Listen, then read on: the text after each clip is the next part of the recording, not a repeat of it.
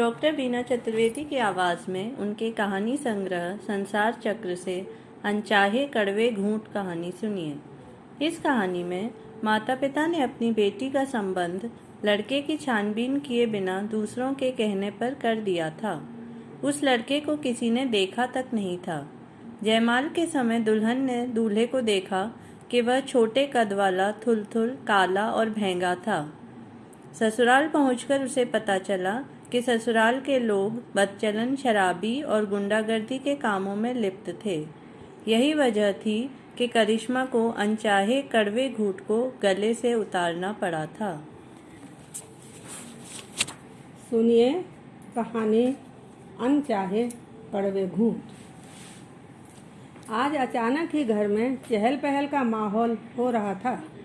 घर की साफ सफाई, रंग रोगन आदि के कामों में सब लोग लगे हुए थे। करिश्मा कॉलेज से आई और यह सब देखकर असमंजस में पड़ गई।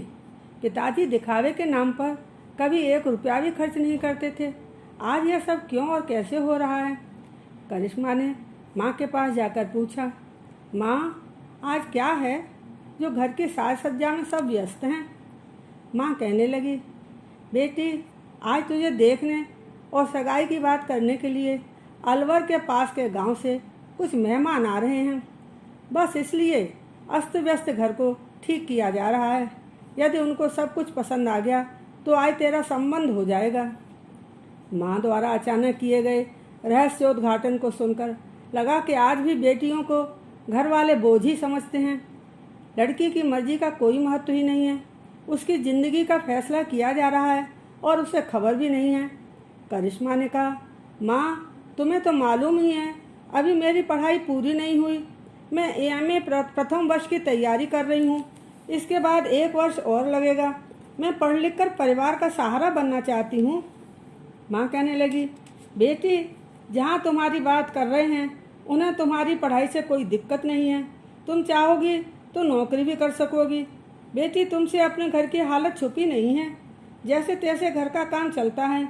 तुम्हारे पिताजी की नौकरी बहुत अच्छी नहीं है। यदि तुम्हारा संबंध तय हो जाता है तो शादी करके हम लोग अपनी एक बड़ी जिम्मेदारी से मुक्त हो जाएंगे। तुम परेशान मत हो, भगवान सब ठीक करेंगे। बताए गए समय पर मेहमान आ गए।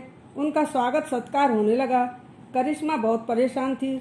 उसने यही सोचकर अपने दिल को तसल्ली दी कि पिताजी जो भी कर रहे हैं ठीक ही होगा। वह कल्पना करने लगी कि मेहमानों के साथ वह भी आए होंगे। उनसे मिलकर बातचीत करने के बाद हो सकता है कि मेरे मन को तसल्ली हो जाए। मेहमानों के साथ 2 महिलाएं भी आई थीं। वह अंदर आ गईं। आदमी सब लोग बाहर बैठक में थे। चाय नाश्ता लेकर करिश्मा को भेजा गया। वह सकचाती हुई बैठक में गई। करिश्मा के दिल में जो जिज्ञासा थी वह शांत नहीं हो सकी। उपस्थित लोगों में उसे हम उम्र कोई लड़का दिखाई नहीं पड़ा। बड़ी उम्र के 4 आदमी बैठे हुए थे। करिश्मा चाय नाश्ता रखकर चुपचाप वापस आ गई।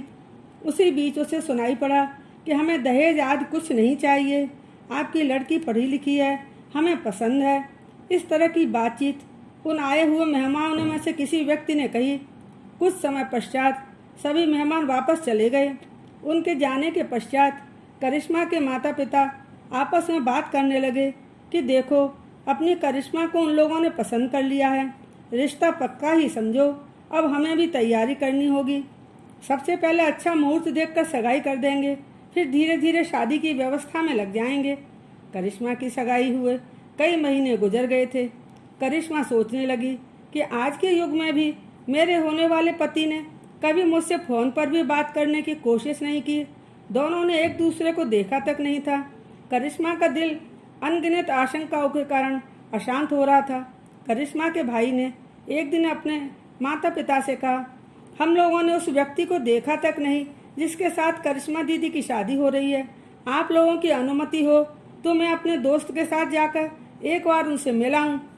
उसके पिताजी ने जवाब दिया कि जब सब कह रहे हैं अच्छा लड़का है, उसके अंदर कोई बुरी आदतें भी नहीं हैं, अपने काम में अधिक व्यस्त रहता है, तू क्या करेगा वहाँ जाकर? दोस्त के साथ मटर गश्ती करना चाह रहा है, आने जाने में व्यर्थ ही पैसे खर्च करवाएगा। वहाँ जाकर उल जलूल बातें करके बनते हुए काम को बिगाड़ने की आवश्यकता नहीं है। एक और घर में शादी की तैयारियां चल रही थी। दूसरी ओर करिश्मा का दिल अज्ञात भय से कांप रहा था। उसकी समझ में नहीं आ रहा था कि वह अपने मन की बात किससे और कैसे कहे। संकोचवश वह अपने माता पिता से कुछ पूछने की हिम्मत नहीं जुटा पा रही थी।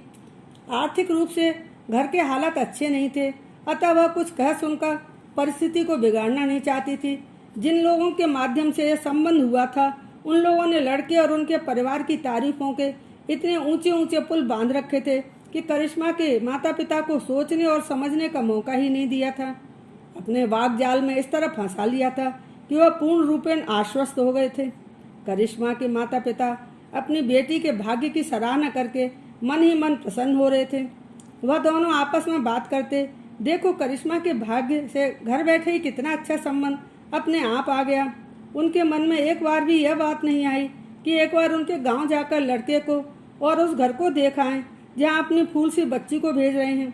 शादी के दिन नजदीक आ रहे थे, सब कुछ अंधेरे में ही चल रहा था।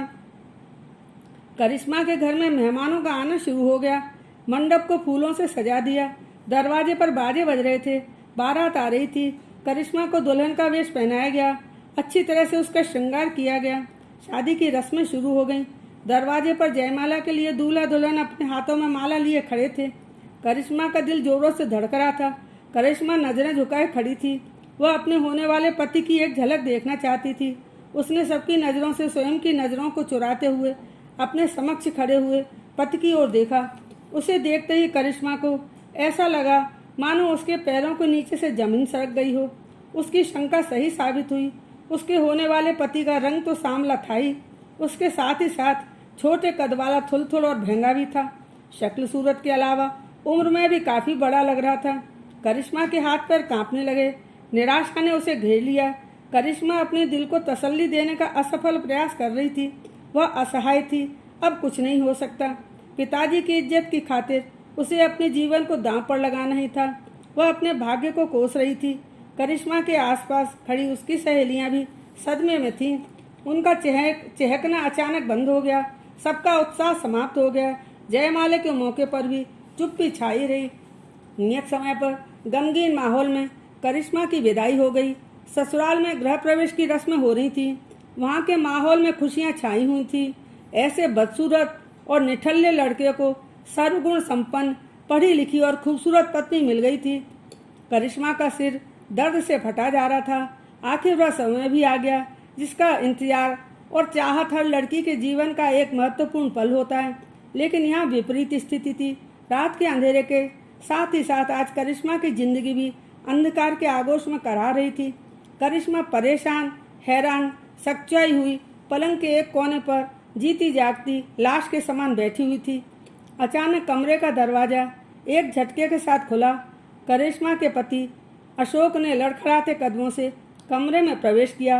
अशोक के प्रवेश करते ही कमरा शराब की असहनीय गंध से सराबोर हो गया। बिस्तर पर उल्टा मुंह करके वो पसर गया। अचानक ही अशोक को जोर से उल्टी हुई, जिससे सारे बिस्तर खराब हो गए। कमरे में भयंकर बदबू फैल गई। करिश्मा को सांस लेना भी मुश्किल हो रहा था। भगवान पहली रात को ही करिश्मा की ऐसी परीक्षा लेगा, इस तरह की कल्पना तो उसने कभी की ही नहीं थी। वह अपने दुर्भाग्य पर रो रही थी। पग फेरे की रस्म के लिए करिश्मा के मायके से उसके भाई आए, उसको विदा कराने के लिए। बुझी बुझी सी करिश्मा अपने मायके आई। सभी उसका हालचाल जानने के लिए उत्सुक थे। करिश्मा सोच रही थी कि यदि उसने अपने ससुराल की हकीकत और आप बीती माता पिता और घर के लोगों को सुनाई तो सभी लोग दुखी हो जाएंगे। जो होना था वह सब हो चुका है। अब कुछ भी बदला नहीं जा सकता। सबके पूछने पर उसने संक्षेप में इतना ही कहा कि सब ठीक है। करिश्मा के पति अशोक उसे लेने नहीं आए। 2 दिन बाद करिश्मा को उसके भाई के साथ पुनः ससुराल भेज दिया गया। ससुराल के अजीब व गरीब माहौल में करिश्मा स्वयं को पूर्णतः असहाय अनुभव कर रही थी। अपने माता पिता की इज्जत और मान मर्यादा के कारण ससुराल में रहना उसकी मजबूरी थी।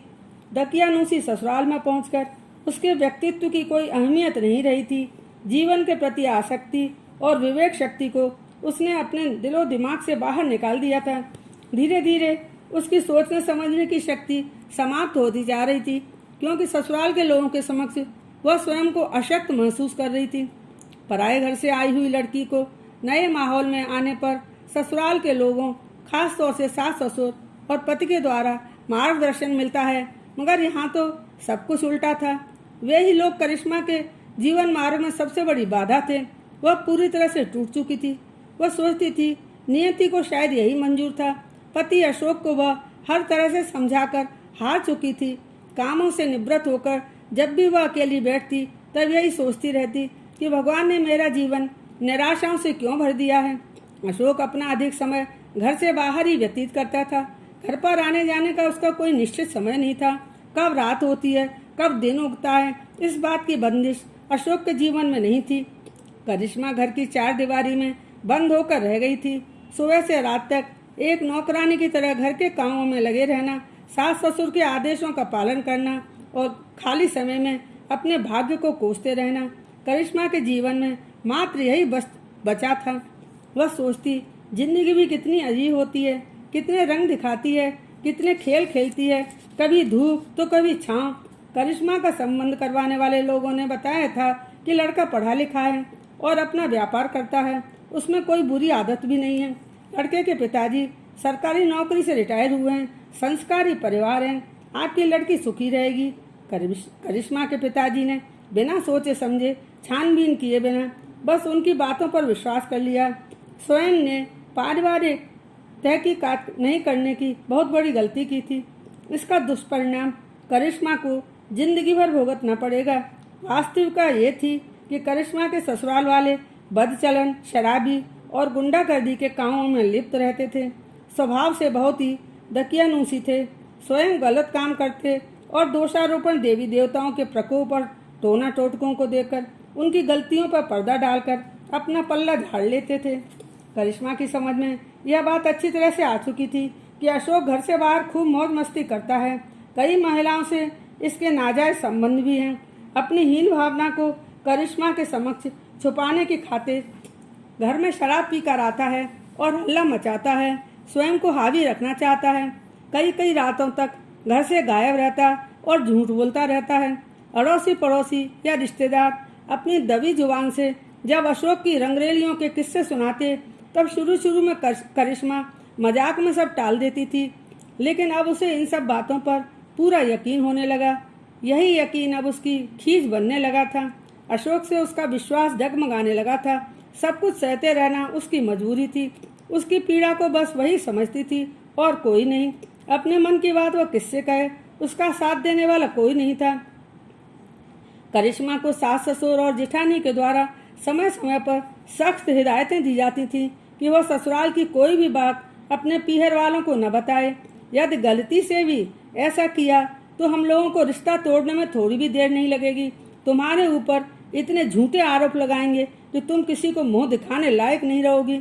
हम लोगों के संबंध ऐसे लोगों से भी है कि रातों रात तुम्हारे भाई बहन को उठवा देंगे, तुम्हारे मायका का नामो निशान मिटा देंगे।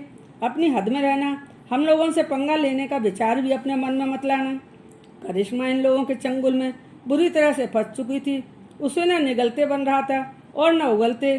पंखहीन पक्षी की तरह ससुराल रूपी पंजरे में बंद थी, फड़फड़ा भी नहीं सकती थी। नैराश्य के घोर अंधकार ने उसे पूरी तरह से घेर लिया था। वह एकदम टूट चुकी थी। उसकी मदद करने वाला कोई नहीं था। उसकी जिंदगी को नरक बनाने वालों से करिश्मा बदला लेना चाहती थी, मगर वह विवश थी, लाचार थी। उसकी समझ में नहीं आता कि वह क्या करे और कैसे करे। न उसमें इतनी हिम्मत थी, न ही उसके मायके के लोगों में कि कानूनी लड़ाई लड़कर किसी भी तरह से इस अशोक रूपी राक्षस से वह अपना पीछा छुड़ा सके। यदि इसके ससुराल के लोगों के कानों में जरा सी भी इस बात की भनक पड़ गई तो यह दुष्ट प्रवृत्ति के लोग करिश्मा के ऊपर चरित्रहीन होने का आरोप लगाकर उसे बदनाम कर देंगे, कहीं का नहीं छोड़ेंगे। हमारी इज्जत सरेआम नीलाम हो जाएगी। ऐसी जिंदगी से तो मौत भली। करिश्मा के मन में विचार आने लगा कि क्या मैं आत्महत्या करके मौत को गले लगा सकूंगी। ऐसा लगता है कि इसके अलावा कोई दूसरा रास्ता भगवान ने मेरे लिए नहीं छोड़ा। करिश्मा जी नहीं रही थी, तिल तिल कर मर रही थी। अपने घर परिवार की इज्जत और मान मर्यादा के कारण करिश्मा ने अपनी जिंदगी के साथ अनचाहे समझौते किए। अपनी इन समस्याओं और कष्टों को वह अपने घर परिवार और समाज के समक्ष लेकर जा सकती थी, मगर वह ऐसा नहीं कर सकती थी। ससुराल के लोगों का सामूहिक रूप से उसके ऊपर कड़ा पहरा था। यही वजह थी कि अनचाहे कड़वे घूंट को भी उसे गले से उतारना पड़ा।